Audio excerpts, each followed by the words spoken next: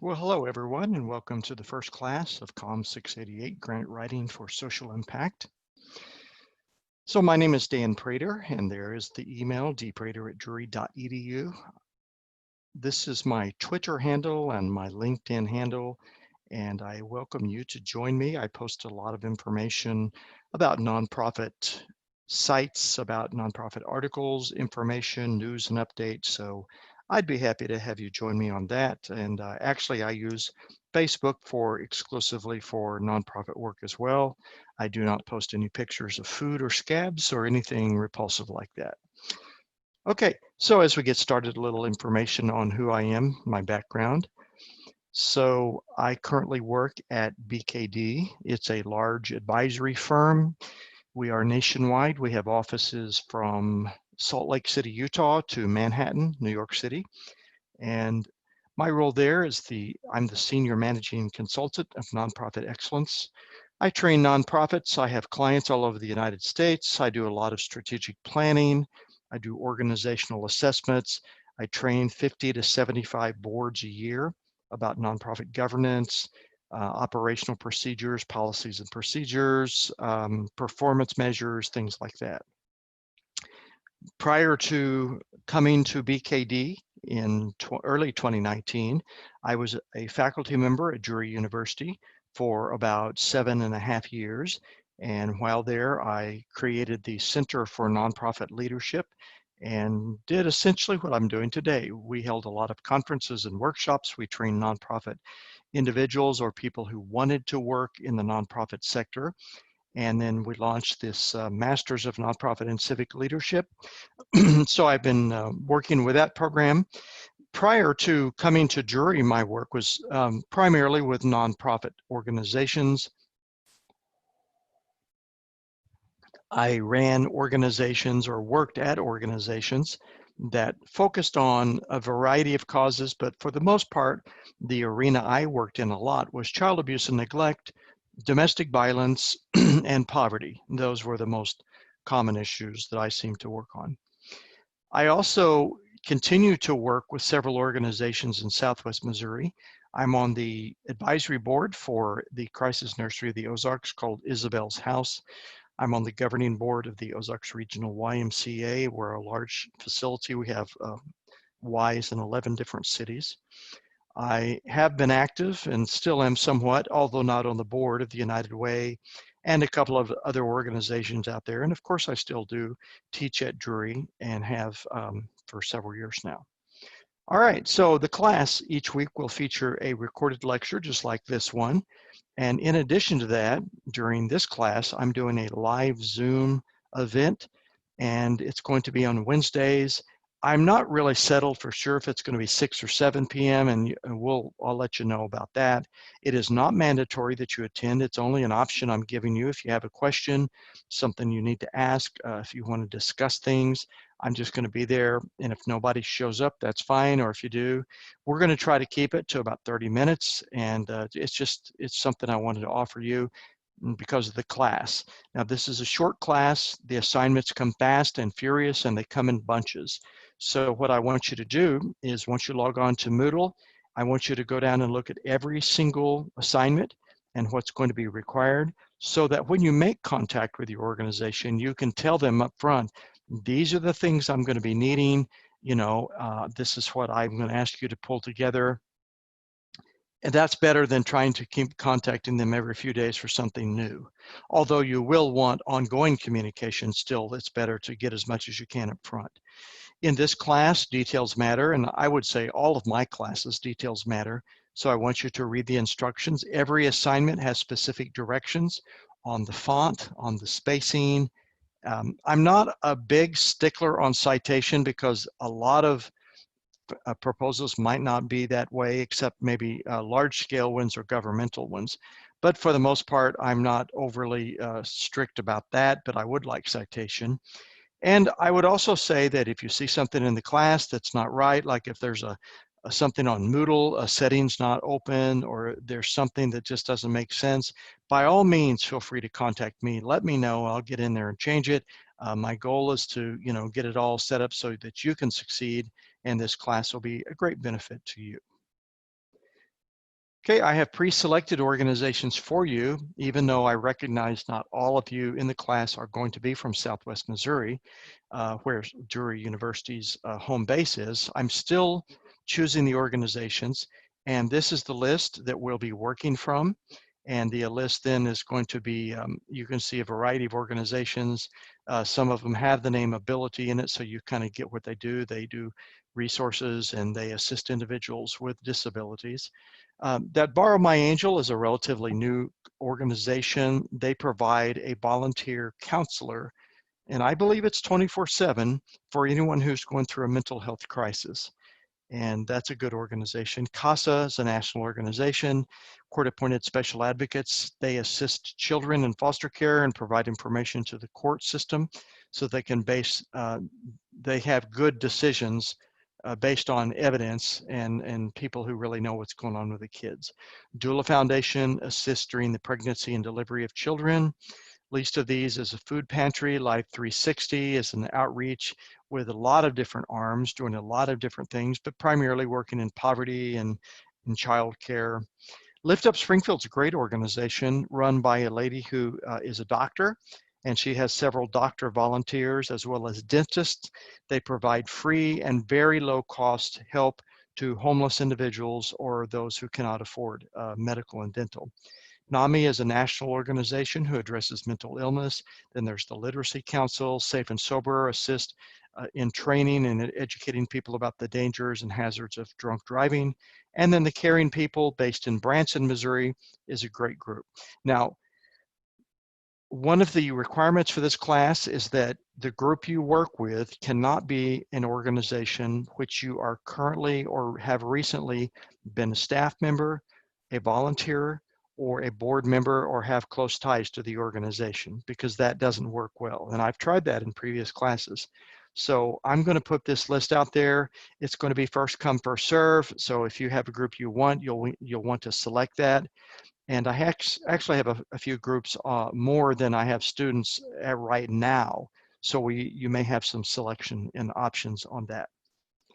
All right, so once you get your group, I'm going to ask you to contact them the next day. I mean, right away. And as I just said, I want you to look and think ahead of the assignments and figure out what it is you're going to need and make sure that you have thought this through. And we have asked every one of the organizations. I have contacted them all. These are mostly people I know well, and many of them are my friends. And I've asked them to respond no later than 24 hours, but preferably sooner, to any phone call or email that you send their way. Likewise, I want you to, as a student, to be highly respectful of their schedules. These are people who mostly are running organizations and they're busy. So respect their schedules, but also I cannot emphasize too much how important it is for you to work ahead. This class will end quickly. The 8 weeks they fly by. And I can tell you that the burden of getting the work done is upon you, not on the organization. Now, and if you've had me before, you know what I'm saying. So if you need something to fulfill a requirement and they're not responding, you can't just turn in an assignment with nothing in it and say, I didn't hear from the organization, because then you'll fail it. So you absolutely have to own this.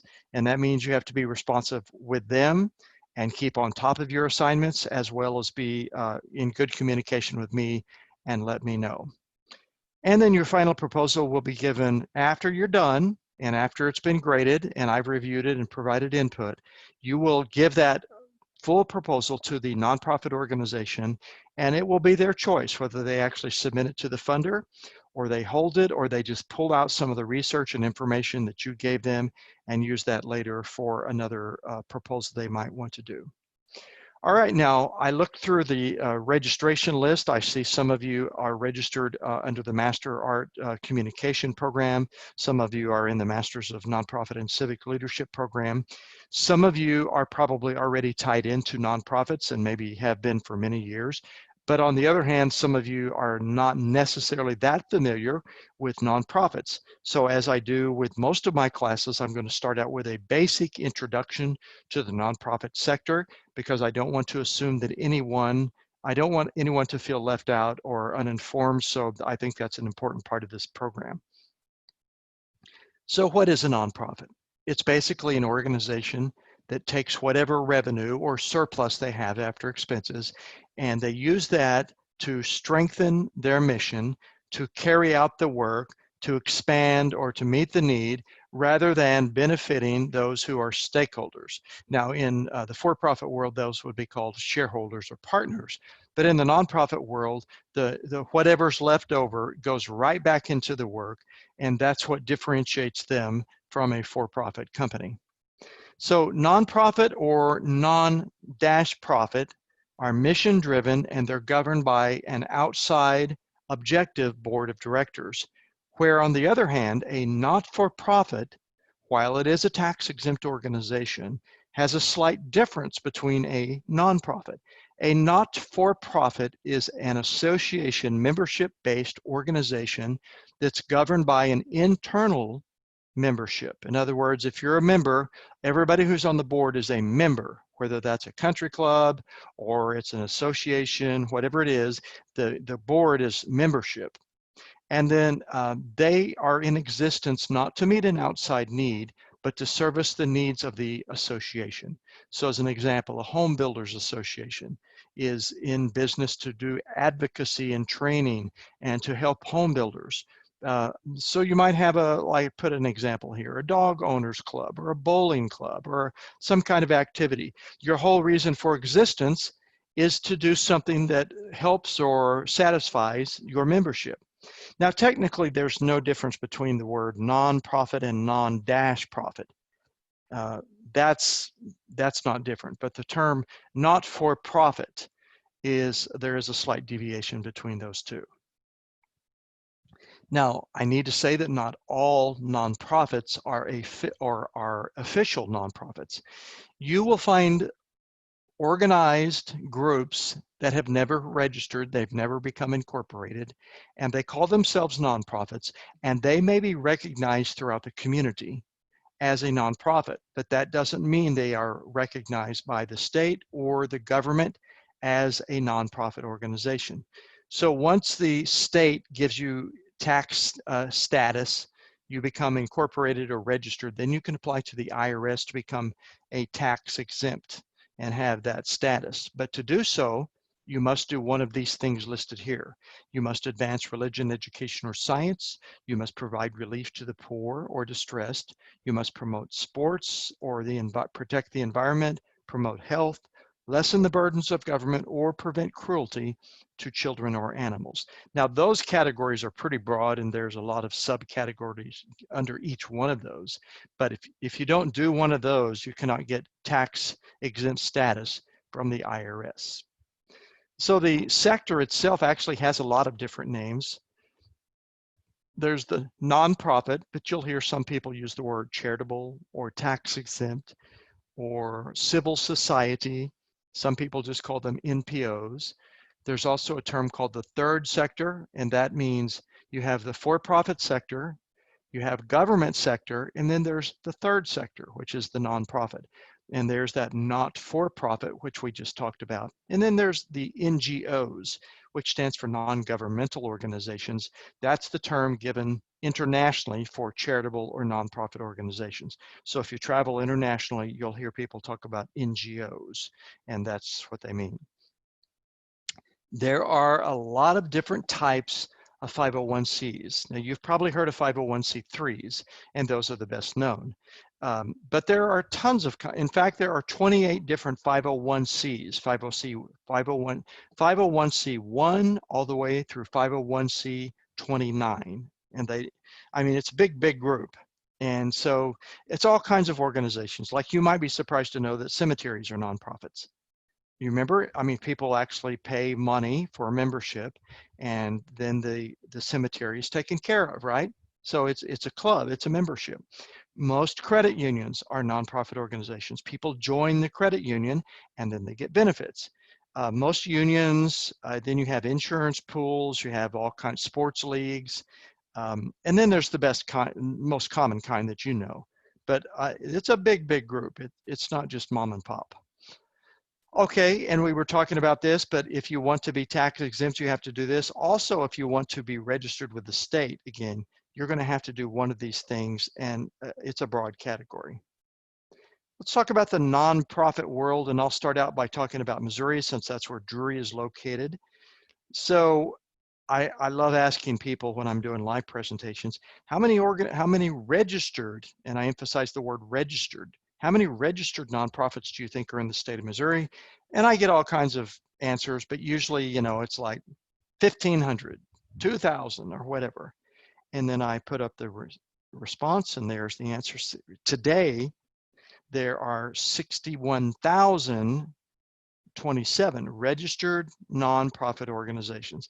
Now, I want to clarify that does not mean there are 61,000 working organizations with offices and staff members. Because remember, I said some of those organizations would be like cemeteries. It could be an insurance group. So you get what I'm saying. They're not all working organizations, but it's a big, big group. And that number represents almost a 9% increase in just a couple years. So you can see the industry is continuing to grow. It's a fabulous field to be part of. And look at this, the annual income, $91 billion just in the state, and assets of almost $150 billion. And we can look a little bit closer. Now, again, Drury is based in Springfield, Southwest Missouri, and the county is Greene County. And there are almost 2,800 registered. Now, that's just the county. That's not the MSA. The county alone, with over $4.5 billion in revenue. Now, keep in mind also something important about the sector. The largest healthcare systems across the United States are mostly nonprofit organizations. Most of your big healthcare systems, such as Mercy, and you know, if you look at many cities, they're going to have like St. Luke's or this or that, you know, those are nonprofit organizations. So definitely that bumps the number up, but it is a big, big group. Now, this breakdown of common, or of most common types, is actually pretty much across the board. If we looked at other cities in the US, you would see similar. So education, for the most part, are going to be the biggest. Now, that does change slightly because I just did a study on Kansas City, and mutual and membership benefit were #1, but there's always a close number 1 and 2 here. So education's #1. The mutual and membership benefit, which is philanthropy, and a lot of social service groups are going to fall under that. And then the next largest group is going to be religion related, which, by the way, is not churches, because churches are not required to file with the IRS. So that number would include groups that might have a religious tie and maybe an emphasis on religious purposes, but they are not churches. And then the list goes down from there: human services, philanthropy, healthcare, animal related, and almost always the smallest nonprofits are going to be those that do international work, and oftentimes those that help veterans and elderly are going to be way down at the bottom too. And then here's another breakdown. You can see the nonprofit sector comprises over 40% here, and that number is bigger in other areas. I have seen that number well over 50%, but as high as 60%. So a city where you may be located could have as many as 60% of all nonprofits are 501c3s, and then 501c6s, which are typically going to be like business development groups. It could be chambers of commerce, and then the list goes down from there. Now, this is a snapshot of Southwest Missouri's budget groupings, and I will tell you again, this is pretty close nationwide. And just look at the number off to the right there. More than half of the organizations, more than half, operate on an annual budget of under $150,000, and 72% bring in less than 500,000. So when you start talking about the bigger organizations, and you can see they're there are organizations. I mean, I know of a couple organizations just in the Southwest Missouri region, not counting hospitals, that are doing 50, 60, 100, 200 million a year. So they're not all mom and pop shops just operating out of a broom closet, but many of them are smaller organizations. And then here's some numbers for the larger metros in Missouri, Kansas City Metro. And again, this includes Kansas City, Kansas and Kansas City, Missouri. They have over 20,000. And St. Louis, with both Missouri and Illinois side, have nearly 27,000 nonprofits. So you can see it is a huge market. Every 501c3 that is registered in the United States is classified as either a public charity or a private foundation. So if you're a C3, you have to be one of those. So public charities receive funding from individuals, businesses, foundations, and government. And we'll talk a little bit further about what foundations look like and how they get their funding and what they fund. So you can see the majority of nonprofit funding, or revenue, I should say, comes from what we would call earned revenue. So earned revenue is going to mean they charge money, they have a fee. It could be a small fee, or they're getting reimbursed. But nonprofits are significant to the GDP. They contribute almost $1 trillion a year, every year. 15 million people in the United States are employed in nonprofits. And look at this, the industry is bigger than construction, finance, insurance, and real estate, and maybe all of those combined. Now, in Southwest Missouri, over 50,000 people every day work in nonprofits. And as I said earlier, I just completed a study of the Kansas City market. And in Kansas City, more than 115,000 people every day are employed by nonprofits. Okay, and there's a pie chart for you on how nonprofit organizations are funded. And that's from Giving USA. It's, again, going to be more than 70% comes from fees, or that could be reimbursements of Medicare and Medicaid. The next largest group is going to be your individual donors, and they're sort of the bread and butter of nonprofit donations. And then it kind of goes down from there. Then we get into government grants. And a lot of nonprofits have investments, so that could be stocks and bonds. It could also be some kind of property. Maybe they have real estate property, or they lease out. And then the other could be something like what we would call unrelated business income, where they have a side thing or some other way that they produce revenue. So you might wonder which causes get the most money. So here's the breakdown. It's probably no surprise to you that in the nonprofit sector, religion gets the most. I mean, there are several reasons, but we could get into this in detail. We won't, but people give to nonprofits based on their values and belief system. So it only makes sense that they're giving the vast majority of the funding to religion-related groups. Education is high, and this again is not just colleges and institutions, although you would find some of the largest giving in the United States is going to universities, but that would also include education-related groups.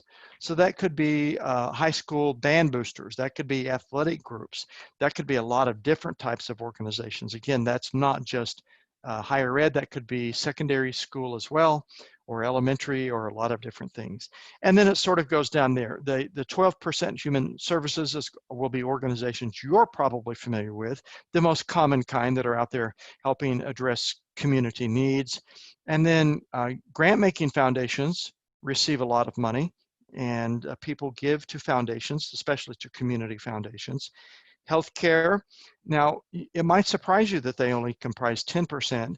Part of that is because a lot of people are paying for healthcare, so they're not giving to healthcare, if you know what I'm saying. They're already paying bills, so they might not feel quite as philanthropic toward giving toward healthcare.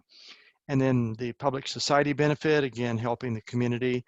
And then it goes down, you can see arts and culture, international is small, environmental, very small. And then donations to individuals, which is something that happens quite a bit. Now, this is a graph that actually spans, you can see it's from 1978 to 2018, pretty current information that shows how has giving kept up to inflation-adjusted dollars. So how has giving changed over the past decades? And you can see giving has been pretty steadily increasing, although you'll see a big hit around 2007, so that's when the Great Recession hit, and it bottomed out probably about 9 2009, and then it started climbing up. It took a considerable jump around 2013. The economy was just booming, and then it sort of leveled off 2017, or actually took a slight decline around 2018. Now, as we speak, we understand that the pandemic, the world global crisis, will have a significant impact on this. So next time we see a report, I can assure you there will be another big dip, but I can also assure you there's going to be a big hit up too, because the economy has taken a rapid turn. So there were some rough months there right after in early 2020, but there was a rapid recovery already. Okay, let's look at some giving trends throughout that year. In other words, how were foundations giving? And you'll see that through that period, there has been, and the numbers represent an increase, by the way. So independent foundations, and also what we would call private foundations, have increased their giving 71% throughout that time. Now, we could talk about why, and I can tell you part of that is that years ago, and I mean, you know, in the 70s also, what you're talking about is the idea of a for-profit company giving back to the community was not part of their DNA. I mean, that's not how they thought. It's very common today, but it was not then. So that's why there's been such a drastic increase. And then community foundations have grown quite prolific in the past few years. So there they have grown. And then the operating foundations have considerable growth as well. So there's been a lot of increase in giving over the past decades. Now this again is part of giving as the same time period from 78 to 2018, and how has it kept pace, or what part of the GDP is giving.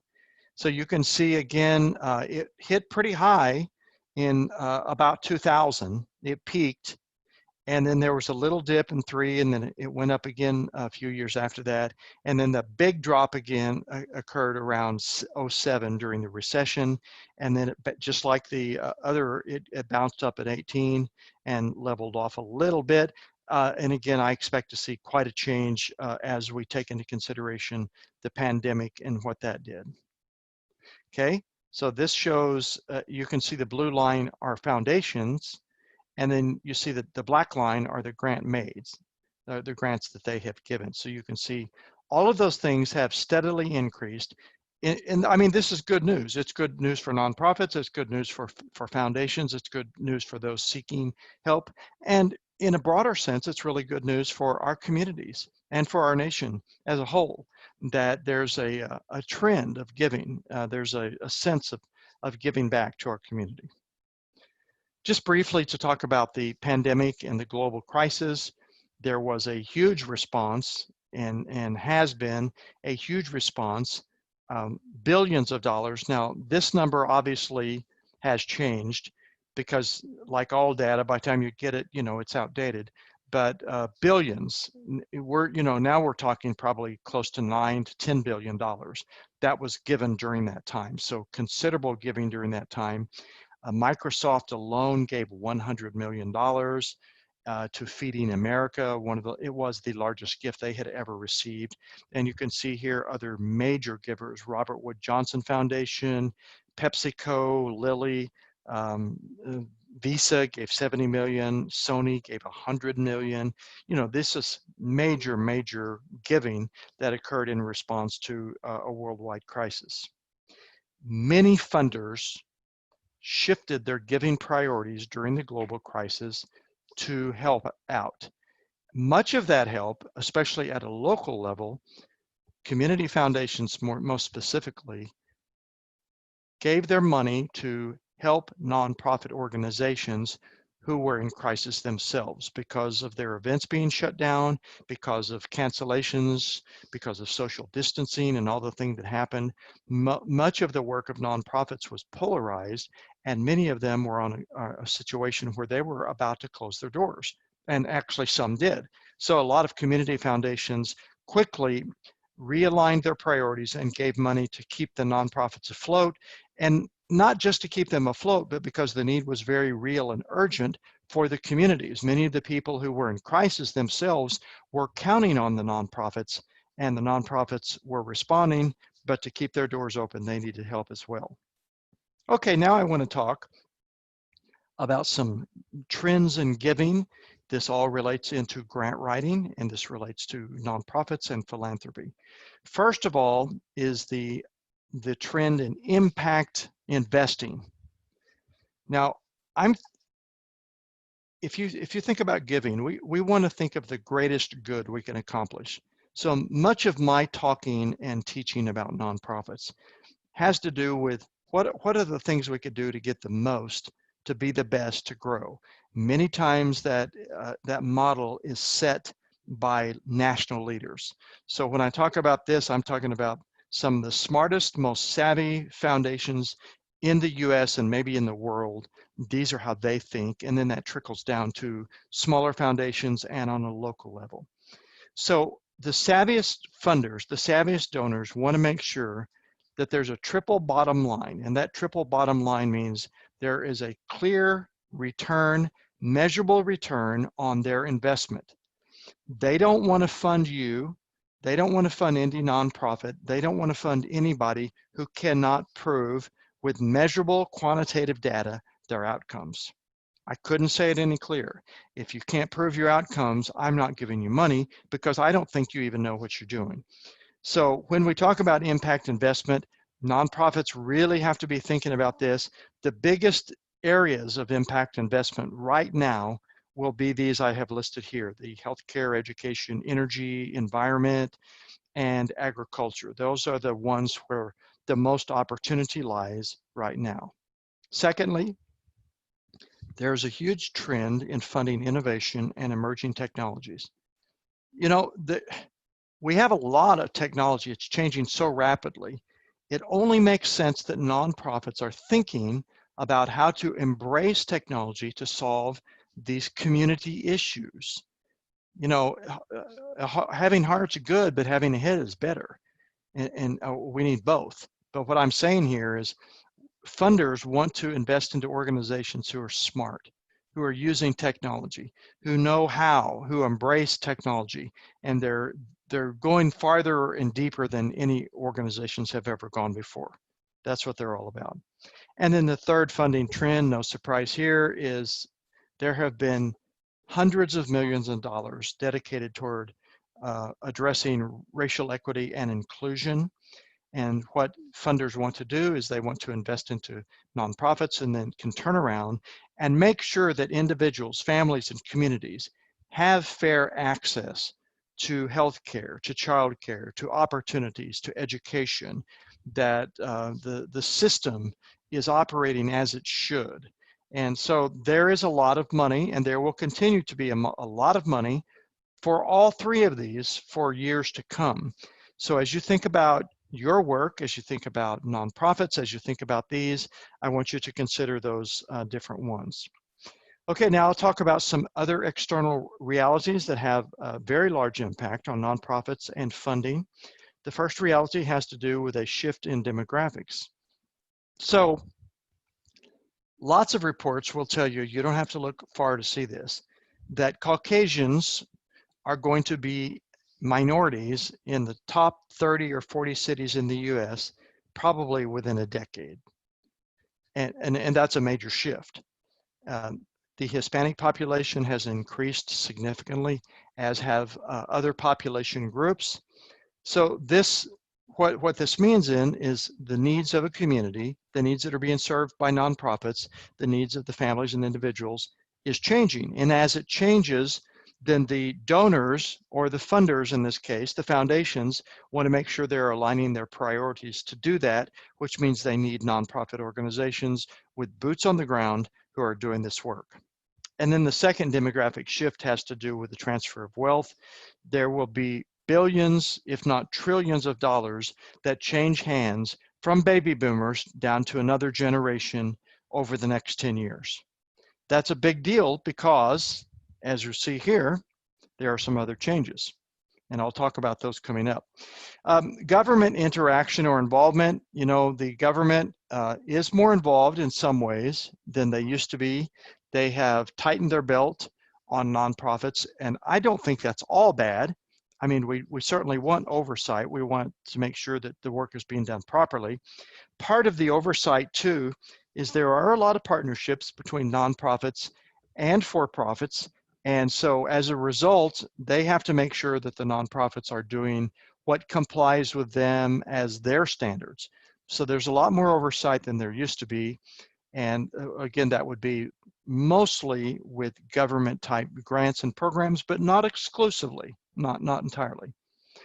All right, so major change with philanthropists and the way they give. So I'll give you an example. A Mark Zuckerberg or one of the baby billionaires. Sure, they give money, but then they go to Washington, D.C. and they say, now I've changed the world, but in return, here's what I want. So what they really are doing at two levels is they want to impact public policy. I will give if, and they have done that quite well, but they will also, on a less level, and I'm not, not everybody's going to be a Zuckerberg, but what I'm saying on a level, many philanthropists now will say, I'll give, but I want you to focus on this. They're more hands-on, so they have involvement and they demand results. It wasn't long ago that Bill and Melinda Gates put out their report for the year on global health and their other causes. And again, they're the largest givers in the world, and they were not happy that the organizations they had invested in did not have the results that they had expected. So I can tell you, philanthropists want results. So these are some pretty big changes that have occurred and will continue to occur and have impact on foundations and funders. Okay, so why do nonprofits exist? Again, this all ties into grant writing and what we're doing here. The truth is most nonprofits exist because there's a problem, right? It's hunger, it's homelessness, it's inequality, it's poverty, it's racism, it's abuse, whatever that may be. So this is how it works. You will have an individual, a family, or a group, and they've identified this problem and they are outraged that no one has or will do anything about it, or not enough is being done. So what they do is they gather their friends and family, and then they move down to the second circle. They say, let's organize and do something.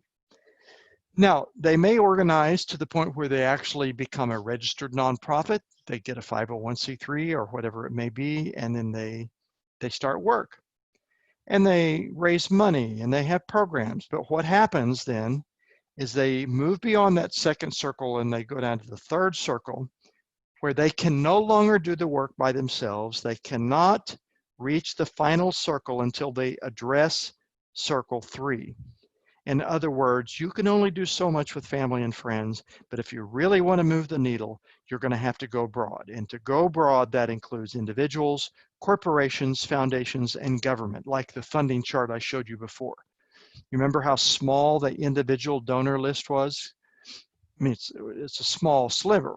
But when you bring in all the folks and all the other agencies and entities, now you move down to the final circle and you can solve or improve the problem or issue that it's all about. And I mean, that's really why nonprofits exist. And that's why we're here today. And this class is all about making social impact through grant writing. Okay, so next week, I'm going to start out by getting into the major components of a grant proposal. And you can see there the cover letter, executive summary. And by the way, these are all after the letter of inquiry. So cover letter, executive summary, the need or problem statement, your goals and objectives, your methods and strategies, the evaluation, sustainability, background, and budget. Now, your final proposal will look almost exactly like this, but not exactly, but it'll have many of those components. And then we will get into that and talk about that next week. So be sure and check the schedule, and so you know exactly what is due when. Assignment 1 has you filling out worksheet 1.1, and you'll need to contact your nonprofit and get information. and then your proposal development review questions number 2 through 6, and that's in your book. And by the way, every assignment on Moodle, you'll see it says assignment details. Every assignment has its own details, and it will explain in depth how this works. But again, you can email me if you have any questions. In assignment 2, again, you're going to have to do some research on potential funders. I do going to provide access to you, or we think we're getting it, to the Foundation Center, where you will be able to see different funders throughout the United States. And again, on these assignments, like under assignment 1, there are 2 different areas where you can submit them, and each assignment, if there are different components, there will be different places to submit them under each week. Be sure to follow the directions, and be sure to let me know if you have any questions or concerns. Okay, thanks a lot. We'll see you next time.